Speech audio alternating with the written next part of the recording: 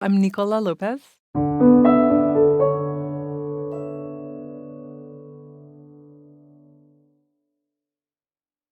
For me, learning about artwork and seeing artwork has become less and less about the single piece of work. And maybe more interesting to me is how an artist moves through their practice, how they've grown and changed. That's something that you see when you're looking at work in the Johnson Gallery, because you do often see a real breadth of mediums. Even if you don't have kind of artistic training, we've all made a mark with a pencil. In some of these sketches, you see a little smudge or something's been kind of moved over, it's been erased and redrawn. And so you're almost responding to these works in a physical way, on a physical level. And so you get that sense of kind of an intimate view into their process and practice and thinking. Almost like getting a little glimpse into their studio. I doubt that Delacroix actually intended to exhibit these sketches as finished works of art, but we get to see what he's thinking about.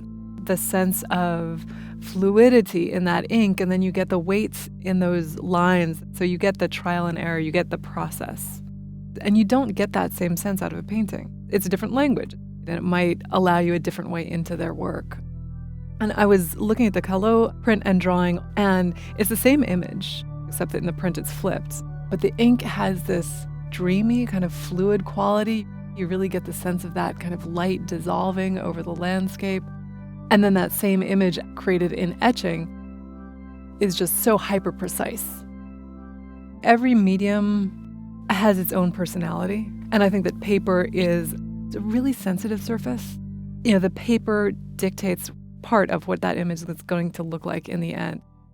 The variation in lines, the way that you can really feel depth or even speed. The speed of the artist's hand is recorded in the paper in a way that not all materials indicate.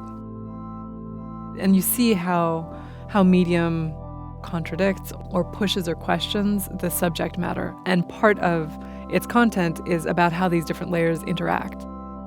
Through the medium, there is definitely something that just cuts across time.